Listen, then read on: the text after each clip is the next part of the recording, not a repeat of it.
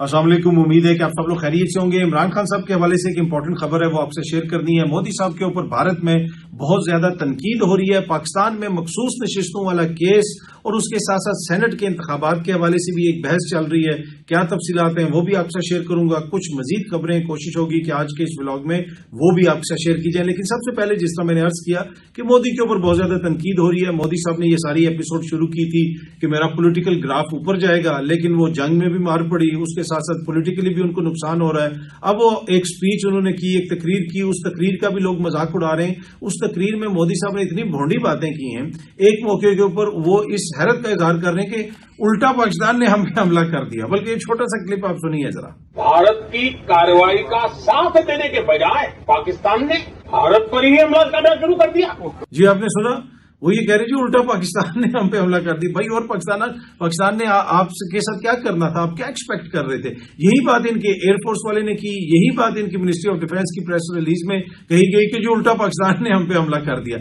اس سے آپ اندازہ لگائیں کہ یہ کس خیالاتی دنیا میں رہ رہے تھے، یہ کیا سمجھتے تھے کہ کیا ہوگا۔ اچھا، مودی کو بچانے کے لیے ان کی جو جماعت ہے وہ اپنے آفیشیل ٹویٹر ہینڈل سے ڈفرینٹ چیزیں شیئر کر رہی ہے کہ جی ایسے ہم نے پاکستان کے اندر یہ چیز ڈسٹروائے کر دی، وہ چیز ڈسٹروائے کر دی، وہ تصویریں بنا کے شیئر کر رہے ہیں۔ ان کا میڈیا بھی بھرپور کوشش کر رہا ہے، لیکن اب وہ بات بن نہیں پا رہی۔ بہت ساری فیک چیزیں ادھر شیئر کی گئی کہ جی یہ اسٹیڈیم تباہ ہو گیا، یہ جو تصویر شیئر کی گئی یہ بتایا گیا کہ جی پاکستان کا جو پنڈی اسٹیڈیم ہے اس کو ایسے تباہ کر دیا گیا۔ اس طرح کی بہت ساری چیزیں ہم نے دیکھی، لیکن اب وہ بات بن نہیں پا رہی اور مودی صاحب کے اوپر اپنے ملک کے اندر تنقید ہو رہی ہے۔ یہ جو ویڈیو بھی میں نے آپ سے شیئر کی، یہ ٹی وی پہ جب وہ تقریر کر رہے تھے تو بھارت میں ہی کسی نے ٹیلی فون سے یہ ویڈیو ریکارڈ کی اور وہ لوگ بھی پیچھے ہنس رہے ہیں کہ یار یہ مودی صاحب کیا فرما رہے ہیں، یہ مودی صاحب کیا بات کر رہے ہیں۔ پھر وہاں پہ جس قسم کا جرنلزم ہوا اس کے اوپر بھی بہت زیادہ بحث ہو رہی ہے۔ ان کی بڑی ایک سو کالڈ کریڈیبل جرنلسٹ، جس کو پاکستان میں بڑا پروٹوکول دیا جاتا ہے، جس سے پاکستان کے سابق وزیر اعظم جو 3 دفعہ وزیر اعظم رہے ہیں وہ ملتے ہیں، برکھا دت جو آتی ہے واگا بارڈر سے پروٹوکول میں، اس کو جناب لایا جاتا ہے، وہ نواز شریف صاحب سے بھی ملتی ہے، وہاں پہ پنجاب کی چیف منسٹر بھی بیٹھی ہوتی ہیں۔ وہ جناب سب سے پہلے اس نے بھونڈی خبر دی کہ پاکستان کا ایک پائلٹ گرفتار کر لیا گیا۔ اب میں دیکھ رہا تھا پیئرس مورگن کے شو پہ وہ بیٹھی ہوئی تھی اور اس طرح کی وہ حرکتیں کر رہی تھی کہ جناب وہ لگ رہا ایسے تھا کہ جیسے کوئی انتہائی سطحی قسم کی ان کی انٹلیکچوئل کیپیسٹی ہے۔ اینی وے، وہاں پہ ان کے ساتھ ایک اور بھی بھارتی صحافی تھا، اس نے خواجہ آصف کی تصویر اٹھائی ہوئی تھی اور برکھا دت وہاں پہ بطور گواہی یہ بتا رہی تھی کہ جی پاکستان دہشت گرد ملک ہے، وہاں پہ دہشت گردوں کی ٹریننگ ہوتی ہے، کیونکہ خواجہ آصف نے اسکائی نیوز کے انٹرویو میں یہ بات کی تھی۔ تو خواجہ صاحب کا وہ جو بیان ہے اس کو وہ پاکستان کے خلاف استعمال کرنے کی کوشش کر رہی تھی۔ اسی طریقے سے ماضی میں ایک اور معزز لیڈر کا بیان عالمی عدالت انصاف میں پاکستان کے خلاف استعمال کرنے کی، اس کو بھی بھارت کی جانب سے کوشش کی گئی۔ پر برکھا دت ہو جائے یا دیگر اس طرح کے کریکٹرز ہو جائیں، پاکستان کے اندر کچھ لوگ جو احساس کمتری کا شکار ہیں، چاہے وہ صحافتی طبقے سے ان کا تعلق ہو، چاہے دانشور طبقے سے تعلق ہو، چاہے سیاسی طبقے سے تعلق ہو، وہاں سے کوئی بھی آئے تو یہ آگے سے ایسے جو احساس کمتری کا مظاہرہ کرتے ہیں جو میری سمجھ سے بالا تر ہے۔ باقی وہاں پہ 1 بلین سے زیادہ آبادی ہے، بڑے اچھے لوگ ہیں، انٹلیکچولی بڑے ساؤنڈ لوگ ہیں، بڑے ریشنل لوگ ہیں وہاں پہ۔ باقی یہاں پہ بھی کچھ ایسے لوگ ہیں جن کے اوپر آپ اعتراض کر سکتے ہیں، لیکن آپ امیجن کریں کہ اس برکھا دت کی کیا کریڈیبلٹی ہے، اس نے کس قسم کی خبر دی۔ اس کی ٹوٹل کریڈیبلٹی یہ ہے کہ پاکستان میں آتی ہے تو ہمارے وزیر اعظم تک اس کو رسائی دی جاتی ہے، کیا اس کو سابق وزیر اعظم تک، کیا ادھر اس کو اتنی زیادہ رسائی حاصل ہے مجھے نہیں پتا، لیکن یہاں پہ جب وہ آئی تھی تو وہ جناب پورے پروٹوکول کے ساتھ یہاں پہ آئی، واگا بارڈر سے آئی، اور نصرت جاوید صاحب نے خبر بھی دی تھی کہ کسی کے کہنے پہ اس کو ویزا دیا گیا تھا، اور پھر وہ موٹر وے کے اوپر جو ٹریول کر رہی تھی چارپائی پہ بیٹھ کے اس نے جو پکچر شیئر کی تھی وہ بھی میں نے آپ کے ساتھ شیئر کی تھی اور اس کا بیک گراؤنڈ بھی آپ کو بتایا تھا۔ پر امپورٹنٹ چیز یہ ہے کہ ساری ایپیسوڈ کے دوران یہاں پہ انڈیا میں ایک دوسرے کے اوپر تنقید ہو رہی ہے۔ انڈیا میں بہت ساری چیزیں ہیں جن میں لگتا ہے کہ اب آپ کو واضح ڈیوائڈ نظر آ رہی ہے۔ کوشچنز اٹھائے جا رہے ہیں، انڈین آرمی آفیسرز کوشچن اٹھا رہے ہیں، ان کا انٹیلیجنسیا کوشچن اٹھا رہا ہے، ان کا میڈیا کا کچھ سیکشن اب کوشچن اٹھا رہا ہے کہ یہ مودی نے آخر کیا کیا ہے۔ دوسری جانب پاکستان کے اندر ہمیں تمام پاکستانی جو ہیں وہ ایک پیج کے اوپر نظر آئے، ایک پیج کے اوپر، یہاں تک کہ کل ایک ویڈیو سامنے آئی کہ جب بھارتی ڈرون آ رہے تھے کچے کے جو ڈاکو ہیں وہ بھی اس کے اوپر فائرنگ کرتے رہے. کچے کے ڈاکو, جی ہاں جی, کچے کے ڈاکو بھی ملکی دفاع میں جو ہے آپ کو آگے نظر آئے. تو یہاں پہ کسی قسم کا آپ کو اس طرح کوئی تفرقہ یا اس قسم کا اختلاف نظر نہیں آیا.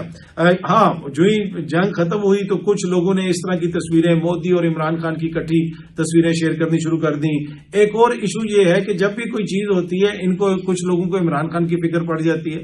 ماضی میں جب ارشد ندیم صاحب نے میڈل جیتا, پورے پاکستان نے اس پہ فخر محسوس کیا, تو کچھ جناب ایک سیاسی جماعت سے وابستہ کوئی میڈیا کے لوگ جو ہیں وہ اس قسم کی چیزیں شیئر کر رہے تھے کہ بس اب دیکھیں وہ یہ ہوتی ہے پاپولیرٹی, وہ ورلڈ کپ جیتنے والے کی پاپولیرٹی ختم ہوگی. اب جو پاکستان ایئر فورس نے ایکشنز کیے ہیں اور ان کے جو اورنگزیب صاحب ہیں انہوں نے وہ بریفنگ وغیرہ دی اور بتایا کہ کیسے پاکستان کے شاہینوں نے انڈیا کی پینٹی لگائی ہے. اب ان کی تصویر اور عمران خان کی تصویر اکٹھی شیئر کر کے کچھ لوگ یہ کہہ رہے ہیں کہ اورنگزیب یا عمران خان فیصلہ آپ کا. اس میں ایک جو ہے صحافی بھی ہے, اور مطلب اب آپ اس سے دیکھ لیں یہ کتنے سطحی سوچ ہے کہ ان کو اصل مسئلہ عمران خان صاحب سے. بھائی اورنگزیب صاحب کا اور عمران خان صاحب کا کیا مقابلہ؟ اورنگزیب صاحب کی تو کسی بات پہ اعتراض ہو ہی نہیں سکتا. اورنگزیب صاحب تو پاکستان کا دفاع کر رہے تھے. اورنگزیب صاحب نے تو جس طریقے سے پاکستان کا ملٹریلی دفاع ہوا اس کے حوالے سے بتایا, پاکستان ایئر فورس نے جو کارنامہ سر انجام دیا اس کے حوالے سے بتایا, تو پاکستان کے جو اس طرح کے جوان ہیں وہ تو انڈسپیوٹڈ ہیرو ہیں. عمران خان صاحب ایک سیاسی شخصیت ہیں, ہو سکتا ہے کچھ لوگ ان کو پسند کریں, کچھ لوگ ان کو ناپسند کریں, کچھ ان کے اوپر تنقید کریں, کچھ ان کی تعریف کریں, لیکن مسئلہ یہ ہے کہ ان کو اور کچھ ملتا نہیں ہے. اب عمران خان کے ساتھ نواز شریف کی تصویر تو لگا نہیں سکتے یا زرداری کی تصویر تو لگا نہیں سکتے, تو کبھی ارشد ندیم کو جوڑنے کی کوشش کرتے ہیں, کبھی اورنگزیب صاحب کی بات کرتے ہیں. اس سے آپ اندازہ لگا لیں کہ کتنی وہ انحطاط ہے, کتنا بڑا ایشو ہے کہ کوئی بھی ایسی پولیٹیکل فگر ان کے پاس نہیں ہے جس کو یہ عمران خان صاحب سے جوڑ سکیں. تو کبھی کسی اور چیز کو جوڑنے کی کوشش کرتے ہیں, کبھی اس چیز کو جوڑنے کی کوشش کرتے ہیں. اسی سے آپ اندازہ لگا لیں کہ ان ساری چیزوں کے بعد, اس ساری جنگ کے بعد اگر کوئی موازنہ کرنا تھا تو نواز شریف کی تصویر لگاتے, زرداری کی تصویر لگاتے, موازنہ کرتے, جی آپ دیکھیں کہ آپ کون زیادہ پاپولر ہے. نواز شریف صاحب نے تو بعد میں ایک ٹویٹ کی, اس میں بھی مودی کا نام نہیں لیا. عمران خان نے تو جیل سے مودی کو رگڑا, جیل سے مودی کا نام لیا, یہ مودی کا نام نہیں لیتے. پتہ نہیں, آئی ڈونٹ نو کیا ایشو ہے, کیا مسئلہ ہے, کیوں نہیں مودی کا نام لیتے. جنگ چلتی رہی, اس میں میاں صاحب کا کوئی بیان نہیں آیا. جب ختم ہوئی تو جناب ٹویٹ آ گیا, مبارکباد دی اور تعریفیں کی گئی. بھائی آپ بتاتے کہ مودی نے جو ننگی جارحیت کی ہے پاکستان کے خلاف, مودی کی جو ذہنیت ہے, ایسی ذہنیت کے لوگ خطے کے امن کے لیے اور پوری دنیا کے امن کے لیے جو ہے بہت بڑا مسئلہ پیدا کر سکتے ہیں, لیکن اس طرح بات نہیں ہوتی. کوئی RSS کی بات نہیں ہوتی, مودی کی آئیڈیالوجی کی بات نہیں ہوتی. ہاں, تو اب جنگ کے بعد جناب آپ یہ تصویریں شیئر کر رہے ہیں کہ ایئر فورس کے افسر کی اور عمران خان کی کہ جناب کون زیادہ پاپولر ہے. انتہائی پچکانہ سی حرکت. بھائی وہ ایئر فورس کا افسر تو پوری قوم کا ہیرو ہے, اور جس طرح میں نے پہلے بھی کہا سیاسی لیڈران کو کچھ لوگ پسند کرتے ہیں, کچھ نہیں کرتے, ان کے اوپر تو بہت ساری چیزوں کے اوپر تنقید بھی ہو سکتی ہے. پر اینی وے اچھی چیز یہ ہے کہ پاکستان کے اندر تمام طبقات انکلوڈنگ کچے کے ڈاکو جو ہیں, سب نے اپنی فوج کے ساتھ شانہ بشانہ کھڑے ہو کے بھارت کو میسج دیا کہ اگر آپ دوبارہ بھی ایسی کوئی حرکت کریں گے تو آپ کے ساتھ یہی ہوگا. کچھ تو میں نے ٹک ٹاک کے اوپر ویڈیوز دیکھی ہیں کہ جہاں پہ وہ ٹینکس وغیرہ تھے یا ہیوی آرٹلری وغیرہ لگی ہوئی تھی, وہاں پہ عام جو پاکستانی ہیں وہ توپوں کے گولے اٹھا کے ان کو دے رہے تھے تاکہ جو ہے ان کی مدد کر رہے تھے. تو بڑا زبردست میسج یہاں سے گیا ہے. وہاں پہ جو کچھ بھی ہوا اب وہ بھی تاریخ کا حصہ ہے. رافیل کے ساتھ جو رافیل کی آتما رول دی گئی وہاں پہ, اور رافیل کے جو شیئرز ہیں وہ ابھی بھی نیچے گر رہے ہیں جو کمپنی اس کو بناتی ہے. تو بہت سارے وہاں پہ کوسچنز اٹھ رہے ہیں. اچھا, اس جنگ کے دوران پاکستان میں بھارت کے ساتھ جو 6 اور 7 مئی کو جنگ ہوئی, اس شب پاکستان پر بزدلانہ حملہ, 40 شہری اور 11 جوان بھی وطن پر قربان ہوئے. اس میں یہ ساری تفصیلات ایکسپریس نیوز نے شیئر کی ہیں. اس میں ہمارے 40 شہری شہید ہوئے ہیں اس جنگ میں, اور 11 ہمارے جوان جو ہے وہ بھی وطن پہ قربان ہوئے, جس میں اسکواڈرن لیڈر عثمان صاحب بھی شامل ہیں. یہ وہ سب لوگ ہیں جنہوں نے آپ کی آزادی کے لیے, میری آزادی کے لیے, ان تمام لوگ جو اس ملک میں رہتے ہیں ان کی آزادی کے لیے اپنی جانیں قربان کی ہیں. یہ ہمارے ہیرو ہیں, یہ پورے پاکستان کے ہیرو ہیں. آپ کبھی بھی ان کو نہ بھولیے گا.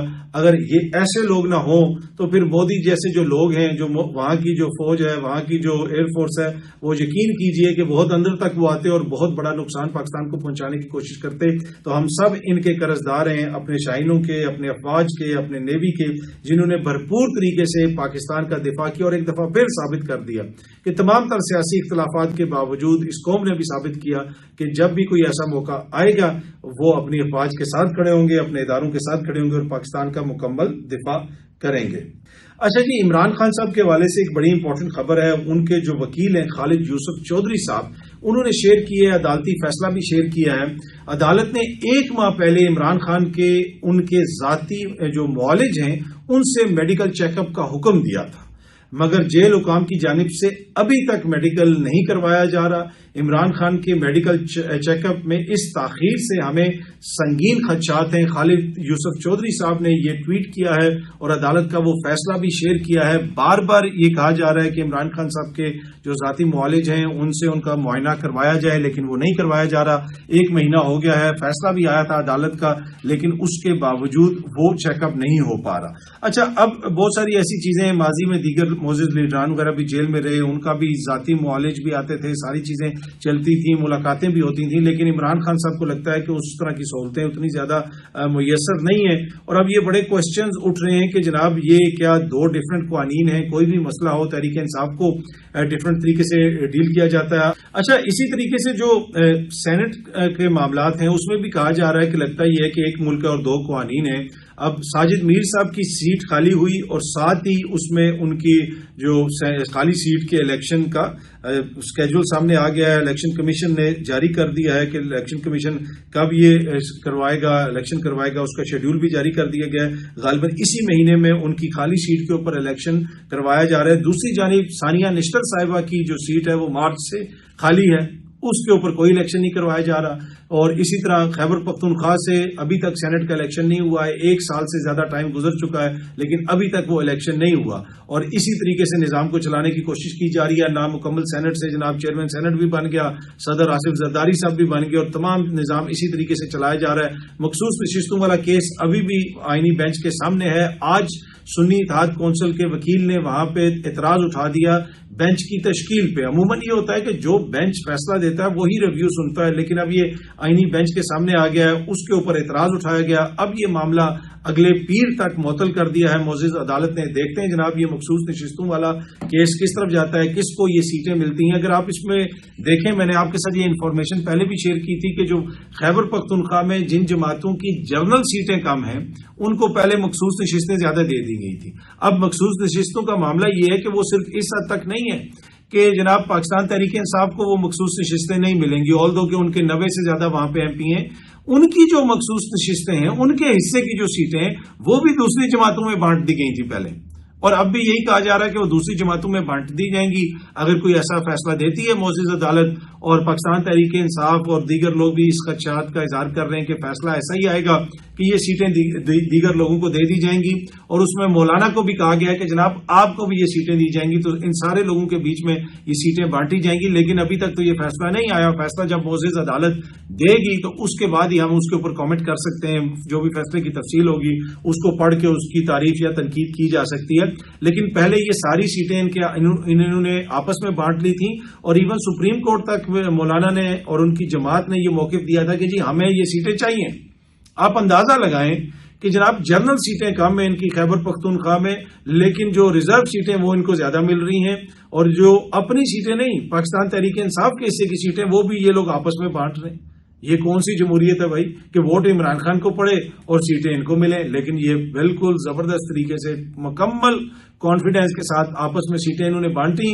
پیپلز پارٹی والے فاروق ایچ نائک صاحب یہ پشاور ہائی کورٹ سے لے کے سپریم کورٹ تک ہر جگہ پہ یہ گئے اور انہوں نے کہا کہ یہ سیٹیں ہمیں دو. مطلب ووٹ ان کو پڑا نہیں ہے, ووٹ کسی اور کو پڑا ہے. آپ یہ کہہ سکتے ہیں کہ جی ان کو سیٹیں نہ دیں کہ یہ اور وہ, لیکن ووٹ کسی اور کو پڑا ہے. MP کسی اور کے منتخب ہوئے ہیں, MNA کسی اور کے منتخب ہوئے ہیں, لیکن یہ کہہ رہے ہیں کہ وہ سیٹیں بھی ہمیں دی جائیں, ہمارے درمیان بانٹی جائیں. اس سے آپ ان کی جمہوریت کا اندازہ لگا سکتے ہیں. بہت جلد آپ سب دوستوں سے دوبارہ ملاقات ہوگی. Thank you very much.